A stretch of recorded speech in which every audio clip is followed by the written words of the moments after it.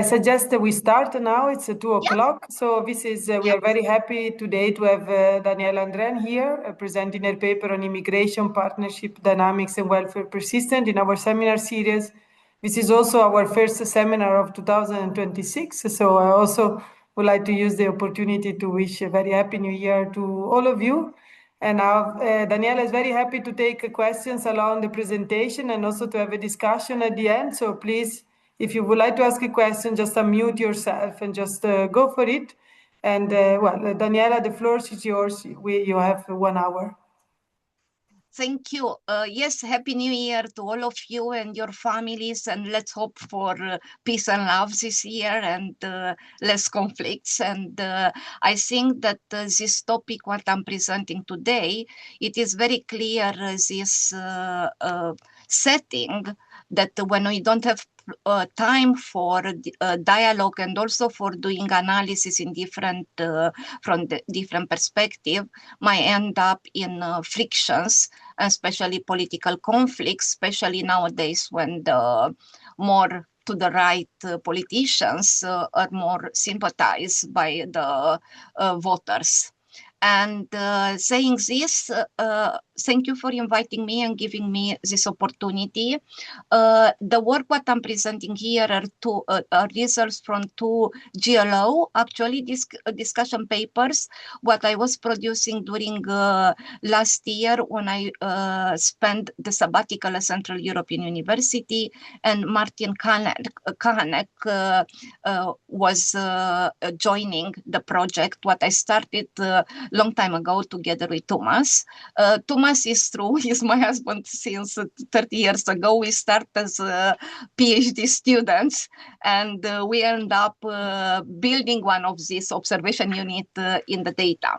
So these are the three co-authors of the paper, and we have very interesting comparative advantages in with our interest in labor economics, econometrics, and yes, evaluation of public intervention and policies. And the warning is for today's presentation that this research started most as an econometric project with focus on state dependence and structural state dependence. But because of the importance of the topic, we got more interested in developing and perhaps looking more careful into the theoretical grounds of economics of migration and other, as we economists and econometricians knows, we need to have the theoretical economic foundation before we get the data in to test something. So today I used to do like this. I do a short presentation that already I'm telling you what this presentation it is about. And then I will spend some time presenting the research design, that the data and the sample and the econometric framework. The short presentation is that in this today presentation, I'm combining results from two studies what are analyzing the structural state dependence, and I will come to this because it's very important for us to understand what we mean when we say structural state dependence. And we will analyze this in social assistance in Sweden for the 1990s. This means from 1990 to 1999, and it is a reason for that. But what is important for, because it was a long time ago, is still a very interesting period, and it's a period where actually Sweden for the first time experienced a huge economic crisis and overlap at the same time with the migrants coming from ex-Yugoslavia. This means that the push on the budget of the national, the public budget was huge. What is interesting with this analysis, what we did, it is that we find some results, and the first result is really unexpected and also for politicians something to think about. Short said, there are very, very few single men in Sweden who participate and get welfare benefits, this social assistance. But when they are getting their structural state dependence, this means the trap is the highest. And into the context what all of us are familiar with, that usually politicians are very much worried about the immigrants' dependence on the welfare benefits. My message when I got these results was like, do not forget the natives and do not forget the groups, the small numbers, because there also are some other aspects later on what I'm not covering today related to criminality and other issues which actually might have societal impacts which are huge. What we see very clear, and with these new results in the context of the previous results, it is very clear and is not unexpected that when you when you are an immigrant or a foreign born and move to Sweden and marry a native, and in our data native means a Swedish born and could be a Swedish born from two immigrants. But here we do not go into detail about this. We keep it simple and say if immigrant, foreign born, is marrying a Swedish born, the probability that this person, in the case that the person earlier was having social assistance or welfare benefit, is going down. And what is interesting is that it is a difference between women and men. And that it is the contribution of the paper. It's actually the design, and I will very soon tell you actually what is new and what we are doing into this paper. What it is the substance and why we economists like always to do when we set up an optimization problem to solve, we have several restrictions and we maximize utility at the individual level or at the household level. Here is very clear that we need to calibrate this analysis with the institutional settings. And this is new. What we are trying to do is not yet ready.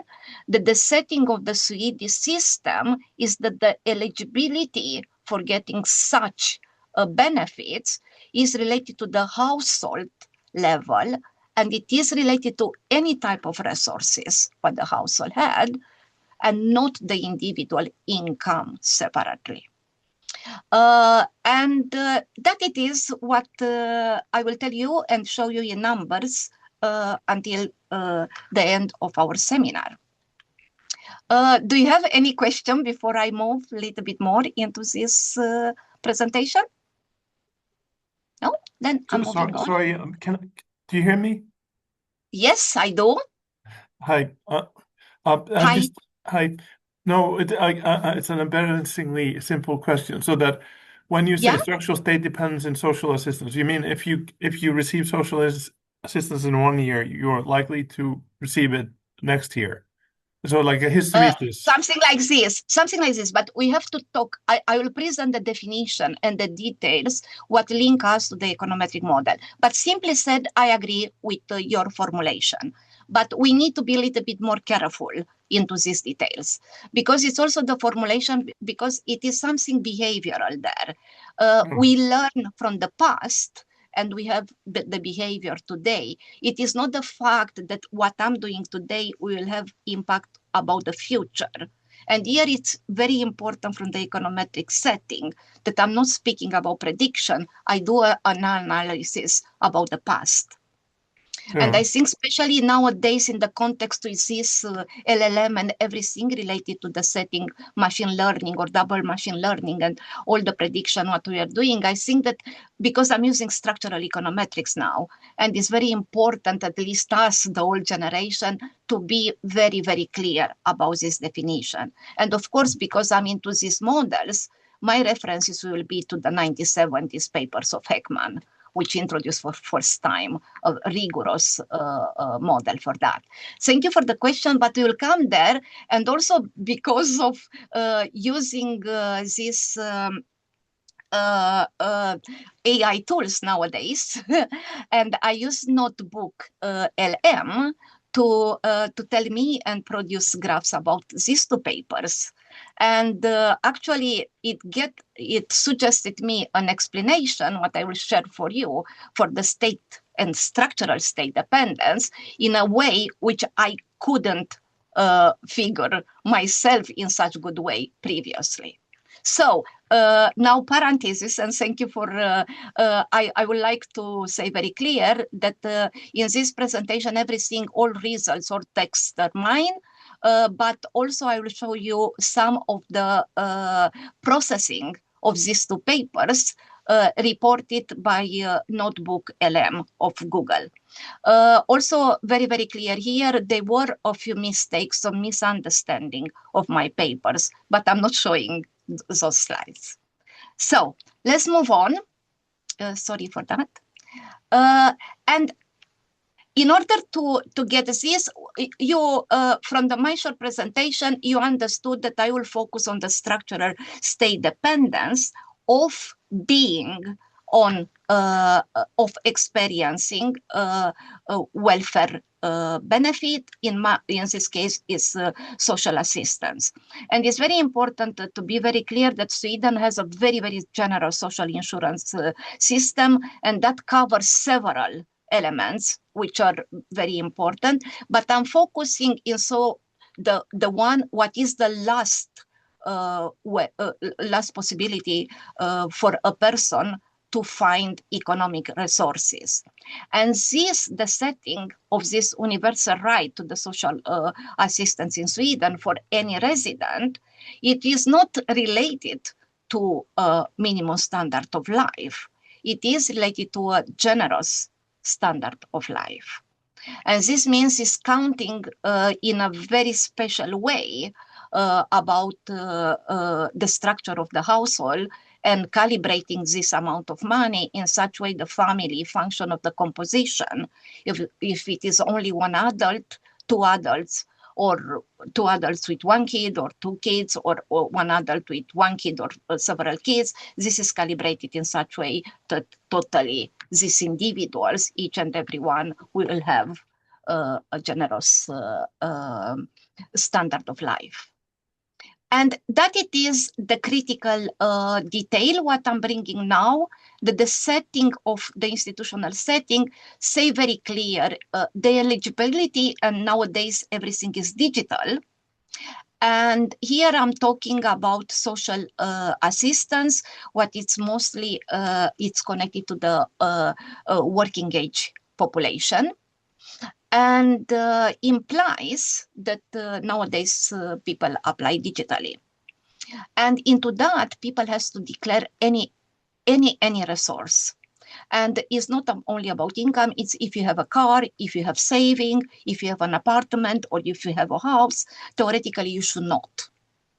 And this make impossible for some people, especially people who have bad jobs or less good jobs and low income, to renounce to their car what maybe cost nothing in order to, because the eligibility is tested each month, some people do not apply for that. And here it's interesting to see what is going on, because it is when it's starting. It's the snowball now, because you are speaking about the snow, that we are in the top of the hill, and we have a little snowball. But if it's snowing, and if it's going down more and more, it's covering more and more and become a big one. And this is a little bit now how we'll find out the definition of structural state dependence. What we have, Sorry, yeah. Daniela, just to kind of this universal thing that you mentioned, is it available to as soon as an immigrant arrives in Sweden? That it is a very good question, because function of the person, you have to be a resident. And when you arrive in Sweden, you're not, especially refugees, they have a status, this bureaucratic process until you have the residence status. But people who are arriving to Sweden as refugees, they are also covered by several of these funds. But here, that it is, if you become resident, you can apply. If you become resident, but how long does it take to become resident? Yeah, and that is the rule. And these rules, do not forget, because that is extremely important detail. These rules change over time. And this is the reason now, especially when we did a design, we decided to take a cohort and follow the cohort over time in the first step, and then looking into this. But what you are saying is extremely important, and that we try to set up in our paper to make clear the person can apply for that after arriving to Sweden. It's a resident, and also you have to show this, that you are a household. And household definition means that you are like a unit, like in any, now I'm not talking theory. I mean, we have to have the theoretical model, but we have, yeah. Because your main result kind of that Swedish men, native born apply, get more social assistance is quite crucial, that, in terms of who can apply kind of thing. But okay, maybe we'll find out a bit more. That, yeah, it is good. And I like very much, think about this, that you have your hypothesis now.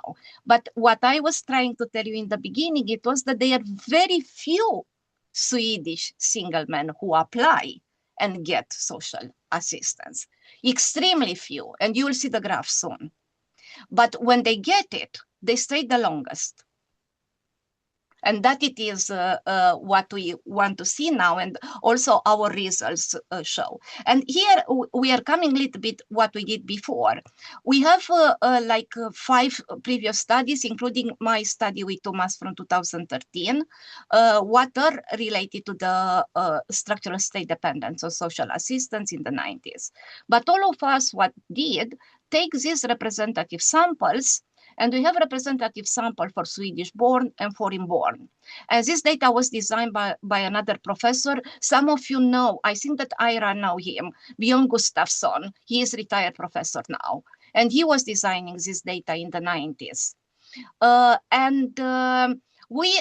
We analyze this head of household without looking, because the head of household, it might be by definition of Statistics Sweden that is a Swedish-born or foreign-born.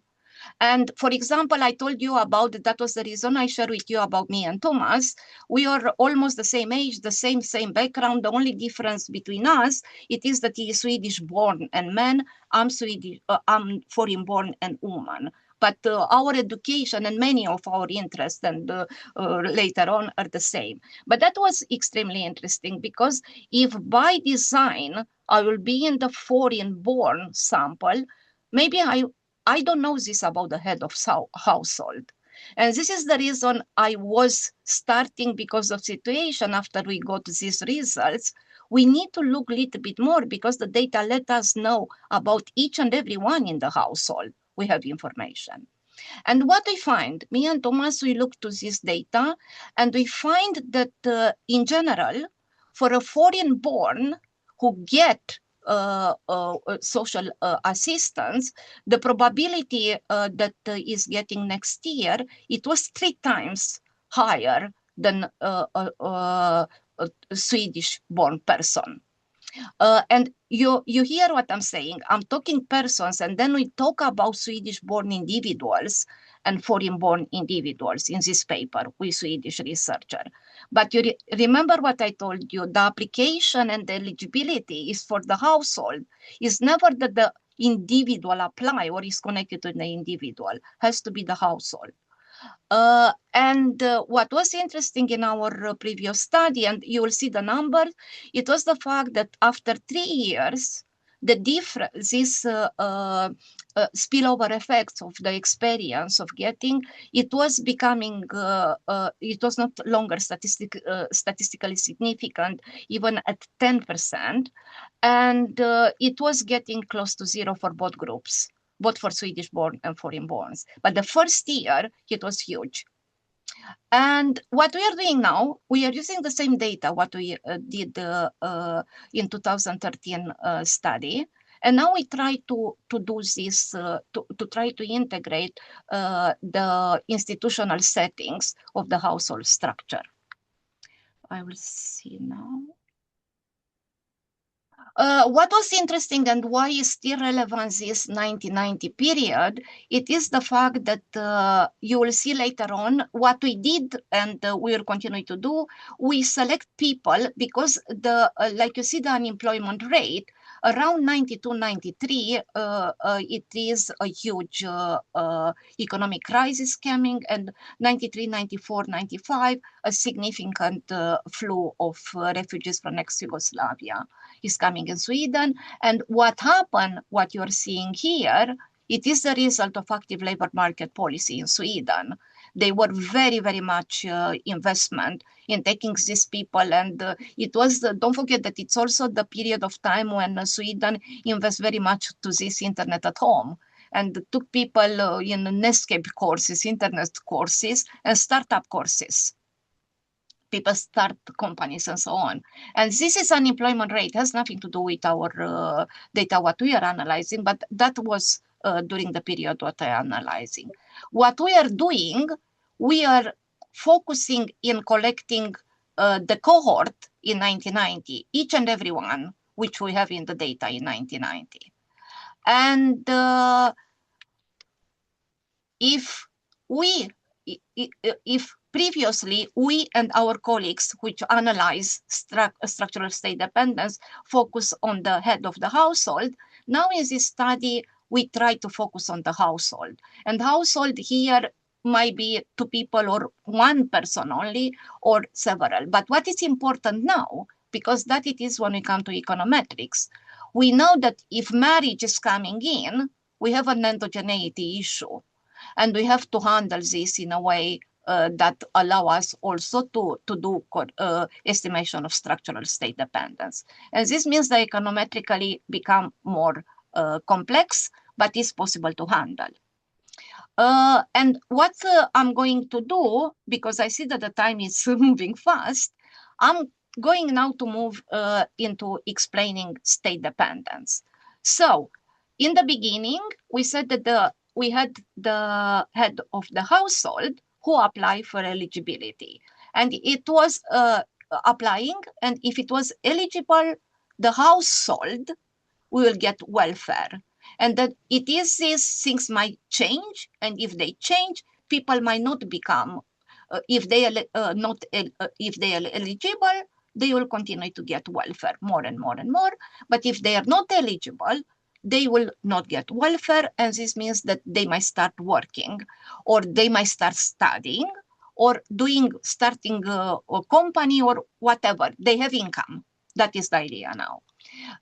What is interesting with this, when you're single, it is the fact, even if you are not married because of the situation of the setting, or institutional setting and cultural structure in Sweden, it might be the fact that especially women during the 90s, they might get pregnant and they might get a kid. Then the probability that they will get a job is decreasing.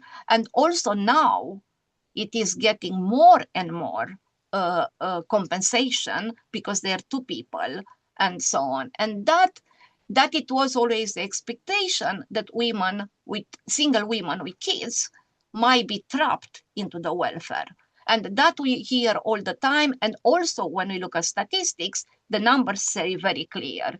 Immigrants and single women with kids, regardless if they are foreign born or Swedish born, each year, they are the most representative as participating. But then these statistics are not following people over time and say who is staying, who is stock, who is inflow, who is outflow. And this means that now we try to model that. And I told you what we find out when we have only one individual. Now in the new setting, what we have even previous, the reason all of us are interesting why some people are trapped into the welfare, and it is the concept welfare trap. And there is this mechanism about spurious state dependence and structural state dependence. And here I find out that this example, what I told you, when I did my thesis as a PhD student, I did duration analysis. And I was very, very confused when my opponent, Richard Berkhauser, when he explained for the public my thesis, he was speaking about survival of the machines, to explain for people to understand what means duration analysis, what means proportional hazard models, and so on. But I never thought about the fact about these machines. And maybe nowadays when we speak about robots and machines, maybe this kind of examples are even more to think about.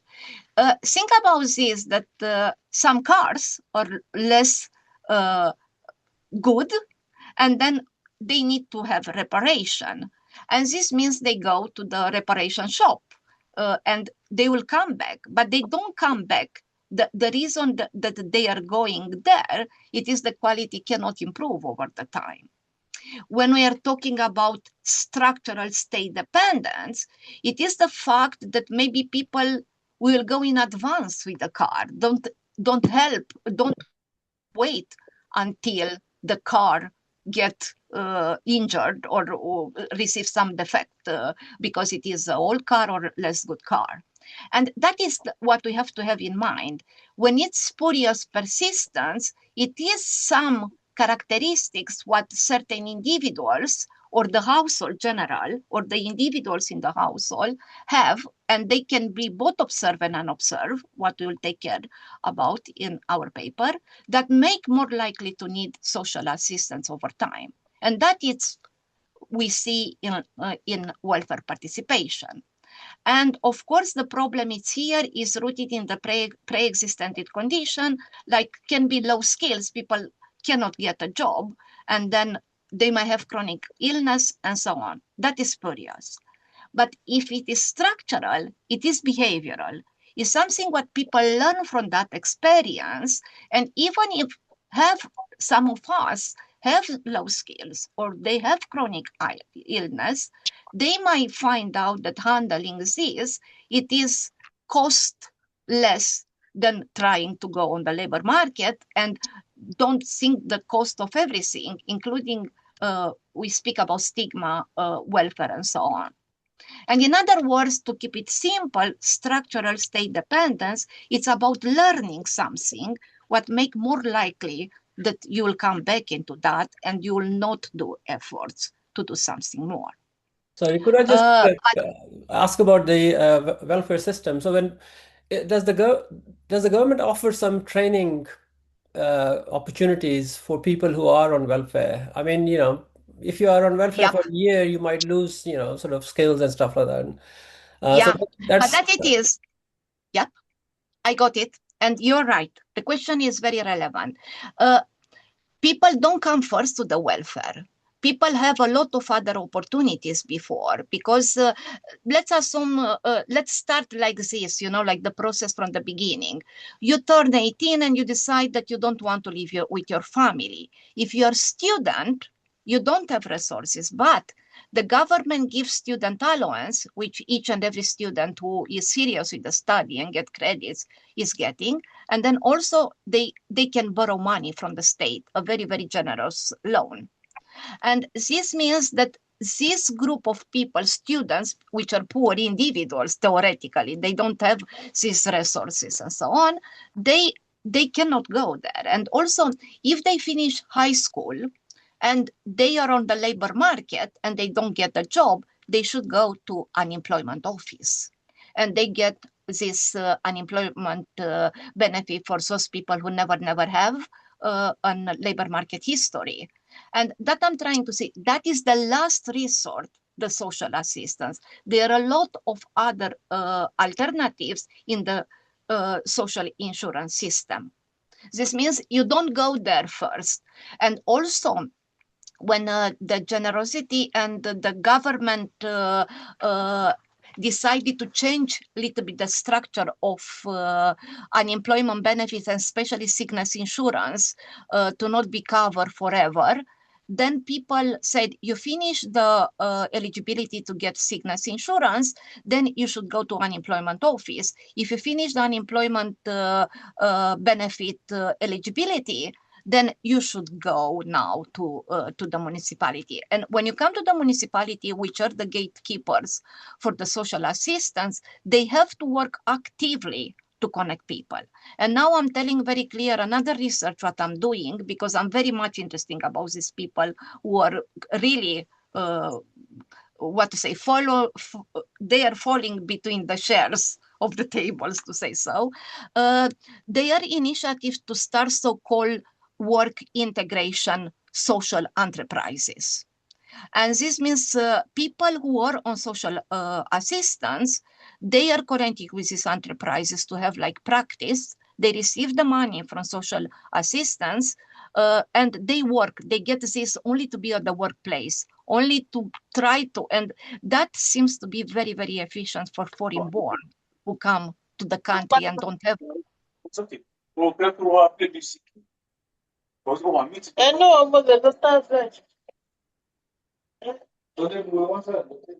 might have to. Okay. We turn off. It's yeah.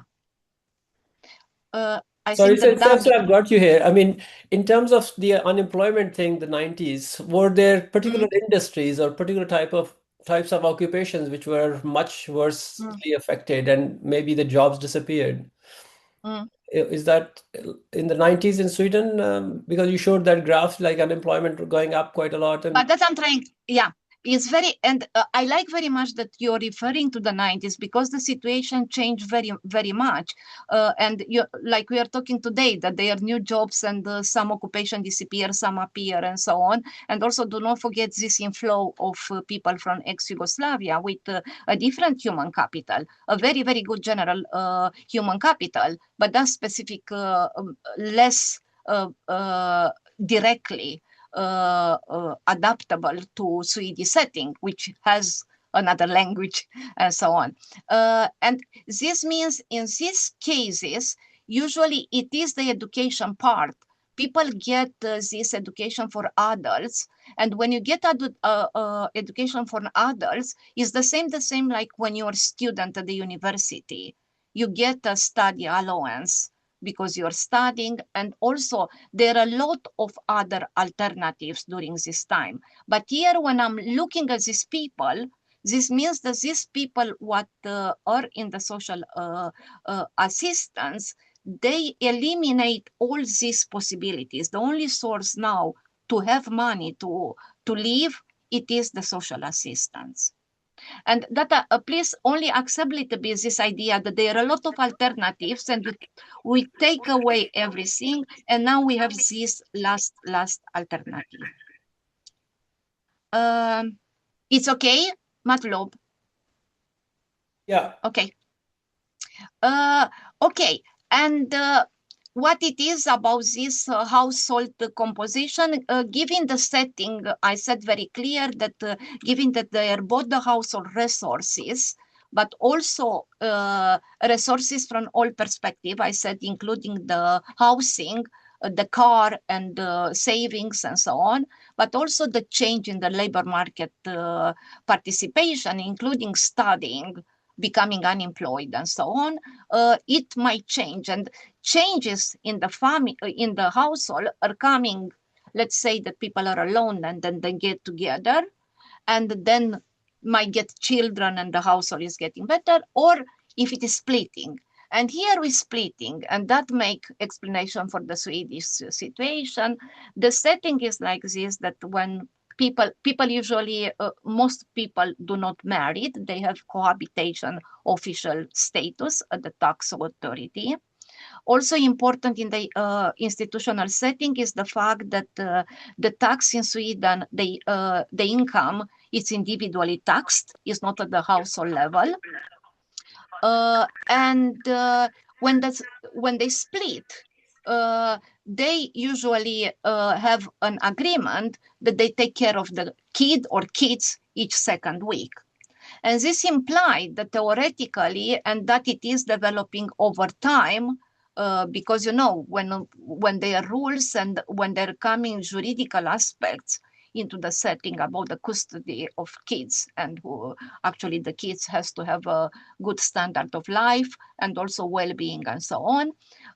It's very important to think in terms when the kids are the mother or the father, how, if they have housing, if they have resources, because if they move from a place to another, you know how it is, clothes and so on. And that it is something what make this setting more difficult. But anyway, that I'm trying to say, we know that there are separations, we know that there are formation of new partnership. And this is the reason into the two papers, we try to use the same econometric framework, but for derivation, we have different approaches in order to estimate the structural state dependence. And we will analyze in one paper a cohort of singles in 1990. And for the other paper, we analyze the cohort of the couples, of the household of couples in 1990. And only to have for you a little bit this visual presentation, it is that in one paper, we work with this strategy, having each and every one in the data what was single in 1990. And in the other paper, we have each and every household of couples in 1990. And we follow them yearly because it's registered data and we have yearly information until 1999. You will see, I will say a little bit more about this. I see that the time, unfortunately, is going faster than I wish that we will go now. But what is the idea now, especially about endogeneity? This was the reason we started with the single. We want to see what is the difference between, all of them are single in 1990.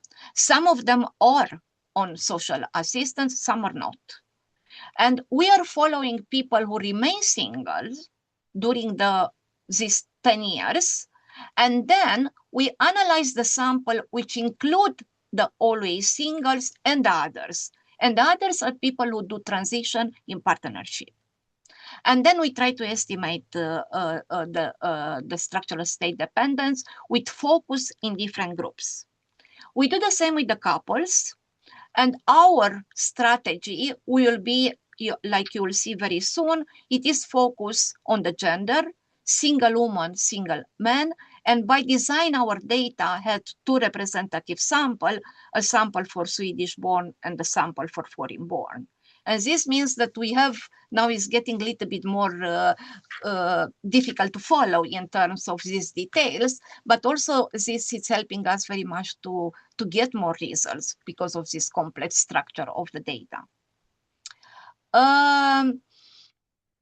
We have information, many information for each and every year, and Matlub questions, a few of them were extremely relevant, both for when we set up the model, but also about the analysis generally, that nothing stayed the same. Only the individual is there with her identification number, personal number, but the situation and the person is aging, only the gender and the country of birth don't change. And nowadays, by the way, in Sweden, you're not sure even about this biological sex that is not changed. But in this data, we are for sure that they didn't change their biological sex. And like you might notice here, I will look for 15 years of data because in order to estimate correctly the structural state dependence, I have to correct for initial conditions because I'm following, as I mentioned in the beginning, some of Hegman papers about estimating structural state dependence.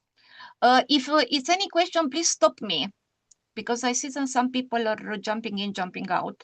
Questions? No. Yeah, Okay. Sorry, Daniela, I have a short questions, but I don't want to take too much of your time. No, please. I'm on the singles, but now I see that the age is 20 to 50, so maybe one is not so relevant, but I'm on those who are single in 1990. Can you distinguish, between, different reasons to be single? Because I can imagine that it's quite different if somebody is single because has always been single, or somebody single because he's divorced or is widow. Now maybe it's a younger sample. Excellent. So, yeah, relevant question. And that it is into this initial condition setting, because having this window period of 5 years before 1990, we exclude each and every one who have been married. They have been single as long as we could observe. This means that we know for sure that they have been single before 1990. Thank you. And we'll know for sure because we do some of this when we say single in 1990 and then working age, because I told you we'll follow them 10 years and then we want them to be able to be on the labor market, and especially that it is the 90s and people come from ex-Yugoslavia and they might be in their 50s. Theoretically, they still can work even if apply when they're 60 plus. We do a few of these only to start as a starting point for the analysis. And later on, of course, with this that we have all data can be extended and taken care econometrically of the other problems. And as I said, we do the same because that it's important to understand that we have this always single subsample. And I told you that we have a sample. There are two different representative sample. Swedish born, foreign born. And here I'm showing you only foreign born because we do the same with Swedish born. But we end up analyzing the structural state dependence for these 4 different groups. And we do the same in the second paper with the couples. And here it is the combination, that we have Swedish born, and then also women, men, and then Swedish born woman married foreign born men, and so on. We have like 8 different samples. Here, to see a little bit at first look of the data, okay? We move in our data before we show the econometric setting. And this is what I told you. We select these people in 1990, but we want to be sure that they are single for a long time period. But we do not interact with anything related to their social assistance history. And here we see the difference between, this is for the single, and the dash line are the stable, always single people, and the continuing line is these people somewhere during 91, 1999, they get a partner. And here also we had the problem that some of them get a partner only for 1 year or 2 years, and they split and things like this. But we want to take these people to let them to have in and out, because later on in the model, we control for this. The only things what is important for us, it was mostly to see what happened with these stable singles compared with the whole sample of singles. And these are the Swedish born. And that I'm trying to say, when we look in general at the data, we see very clear that it's huge difference if any time they have participation. It's the same with the couples. Here only to show you a little bit to have a feeling about this. If they have Swedish born married with Swedish born and foreign born married with foreign born, we see very clear this tendency that if people are stable in stable relationship over the year, they have a lower labor force participation. Social assistance participation. Don't forget that I'm speaking here only to get or not to get. I'm not speaking here structural state dependence, if they are getting. And getting, that it is something what methodologic is problematic, because some people get it 12 years per month. Some people get it during the summer when people cannot work, or some people get it during the normal work season, when they don't, these seasonal workers, because then they don't have job. And that I'm trying to say that it is something what methodologically can be lost in aggregation, that some of this household might have 1 month social assistance per year, some have 12. But that it is when we have the data. And here, when we look at the mixed couple, is the surprise that they have less social assistance participation, that couple, because it is what we know about in each and every country, that immigrants have a higher participation in the social assistance. So if we look a little bit about this descriptive statistics only for these samples, we see that what we already know, and that I want you to remember, we see that Swedish-born people, if they get the couple of Swedish-born people, they are like, they get very little labor force participation, but foreign-born couples have a much higher participation.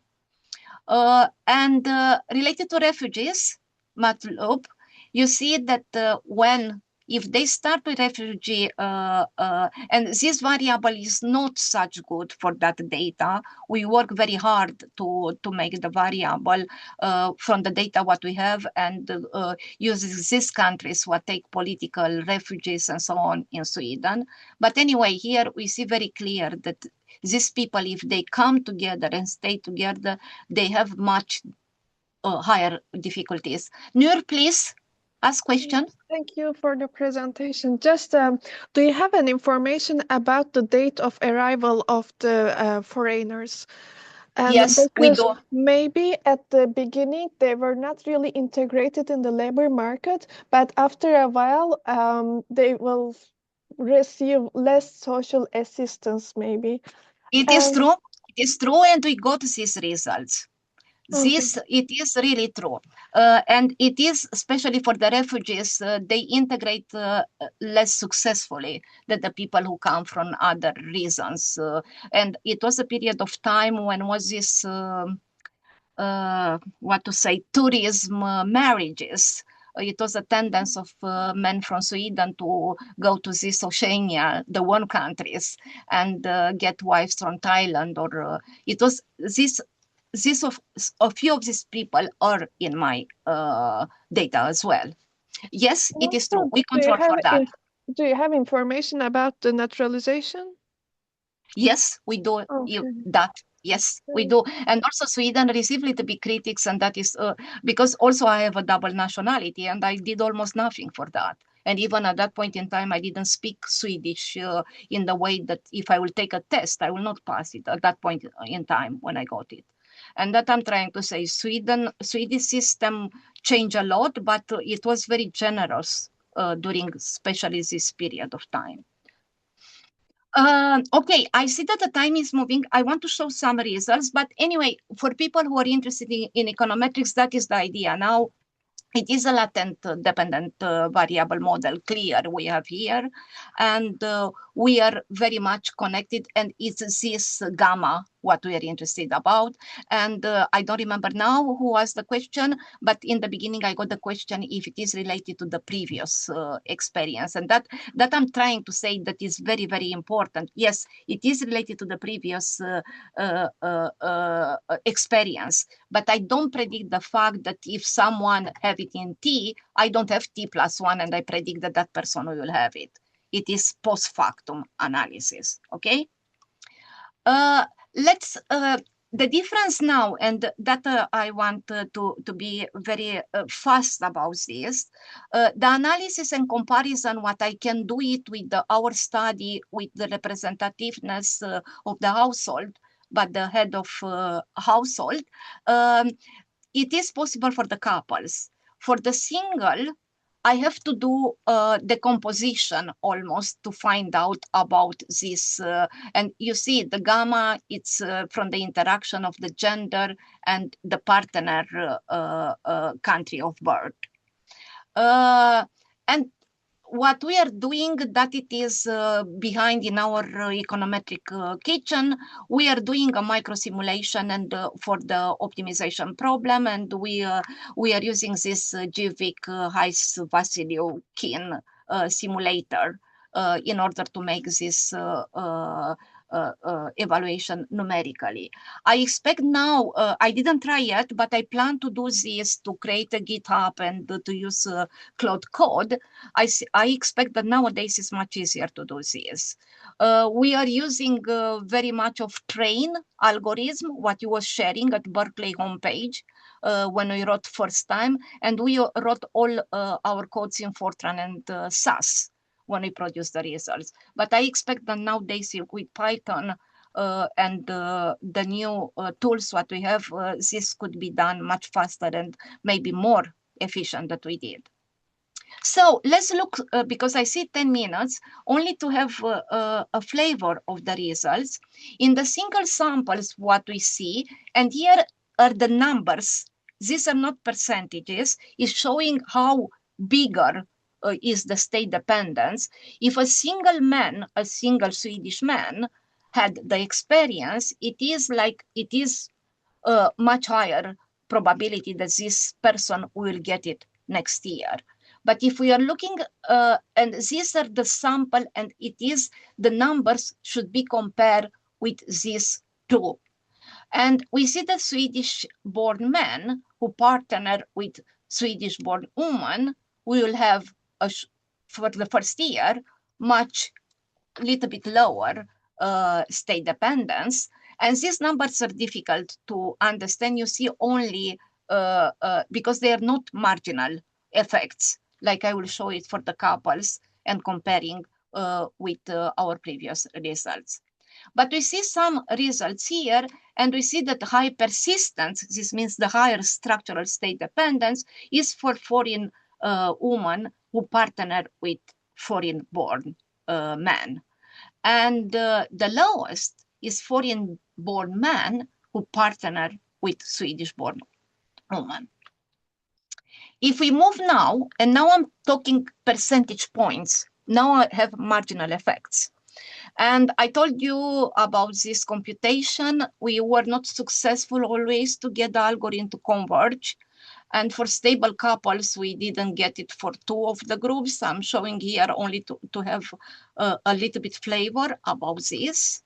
We see that when we look at stable couples, that immigrant couples have 10.3 percentage point higher probability to stay in social assistance, while when people, foreign-born man is married with a Swedish-born woman is much lower. And it's the same when we look at all couples. We see that native couples have a huge number. And the question is now, is my number correct? Yes, we did the same computation with everything, and into this setting what we had, at least the algorithm, only if our data, what we put it in the algorithm, was incorrect, then we might get something wrong. So this is because I see that I have only 7 minutes, and I have like only 3 slides, but that it was one of the paradox. We see very clear the difference between immigrant couples participation and native couple participation. And when we are looking to the structural state dependence, I'm showing now the numbers, what I showed to you previously in the graph, and it is what we see very clear.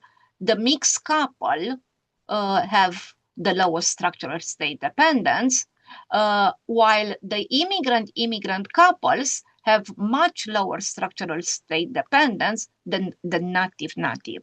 Do not forget about that detail, that native could be a Swedish-born person who is born in Sweden from 2 foreign-born parents. We don't control for that just now. So what, because I want to have a little bit time for all of you to have the possibility at least to ask a question. What we find earlier, it was that after the first year, a foreign-born person had 12.5 percentage point or 3 times higher probability to stay on social assistance than a Swedish born. When we start to make groups of household and look into the analysis, the results do not show into that way. And in other words, I think what is some problem, what I think the government should consider are these people who usually are small numbers. If they stay, it seems that they stay forever. And in some cases, and I don't generalize, but some of these people are involved in criminality, and criminality which I don't want to generalize here, but may end up by, I'm saying now, even if it is recording, that these people might turn out to be terrorists to kill a lot of other people. I'm not generalizing, and it is because I repeat it, there are very few people into these groups. So what are the implications? It is the fact that when we analyze this kind of question, the process is very complex, and definitively you cannot publish this paper very fast. It is necessary to do the setting and to work with the data to be arranged in such a way to take in account all these kind of changes over time and all details.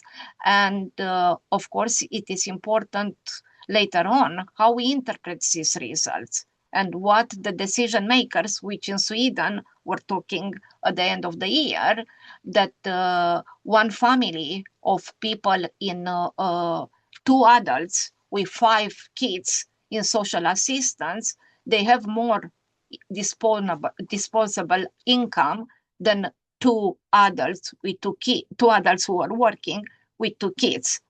And of course, afterwards, people were asking how many families like this, how many households are in this situation, and there were less than 100. But that I'm trying to say, they are small numbers, but the situation and this situation what we have in the society. And I want to end with this. From my analysis of municipality data and the involvement of the municipality to link people in social assistance with work integration social enterprises, show very clear that there are many of these people who actually want to work, but they don't find a way to link to a first workplace.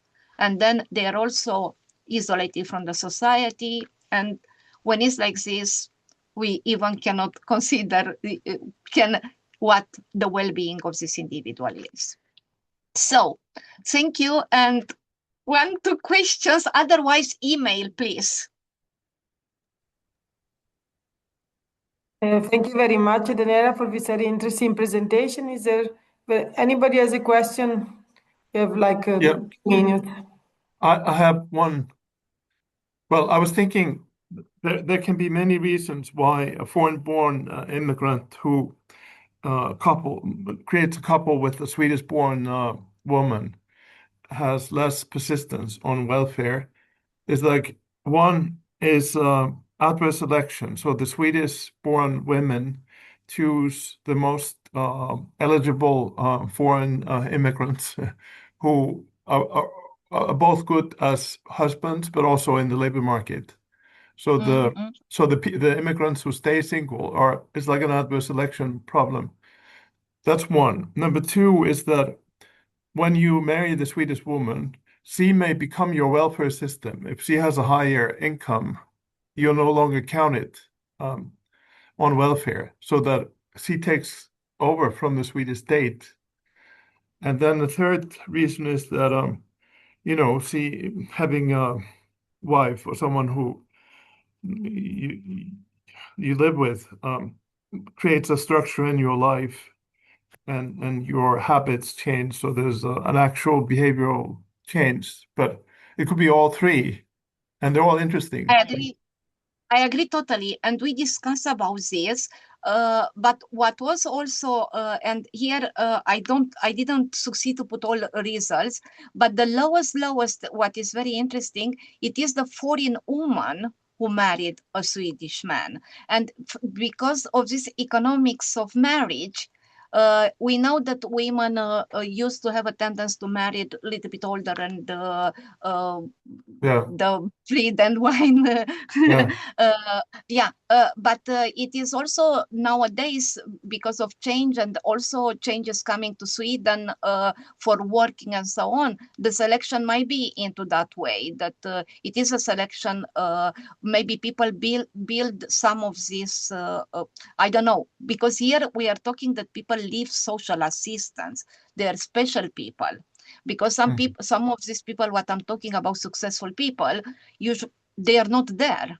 And into that perspective, we are looking, given conditional that someone had social assistance, and now it's and that it is special because it is still true, like you say, about men. They want to, in economics of marriage, they want to marry the young, beautiful, and healthy women. And some of these immigrants, or even young Swedish women, might be they are on social assistance, but they may have these criteria. And I agree totally with you. And this is an invitation that we should join forces to be able, with this kind of data, to prove more of this. It's not easy to publish this kind of papers because it's very difficult, it's getting very complex. And these questions, what Noor, you, and all of you ask here, are all of them relevant. Please, Noor. I apologize if I cannot pronounce. Thank you for the presentation. Quick, sorry, because we have to close the session because it's free. So if it is a quick question, otherwise I suggest that you get in touch, by email with Daniela. Is it possible to check the heterogeneity by number of children in the household? Yes, we did. We did this also. We and also about this status cohabitation and so on. Please, I will show. Please let me show the email. And if you have questions, or if you are interested to join the setting when I start a new project with new data, please let me know, and we can do some GLO project together. I see that in chat it was something, and I didn't follow the chat. Sorry, I apologize. People have to leave, so we are sending messages to thank you for the presentation. So thank you very much again for your very interesting presentation, and I think also to all the participants, and very nice that everybody is very welcome to get in touch with you. So I would like to close the session now, and I will hope to see you all next month for the next seminar. Definitively. Thank you. Thanks very much. Thank you very much, and see you. Keep in touch, and all the best for 2026. Bye-bye. Bye-bye. Thank you, Viola. Thank you. Bye-bye.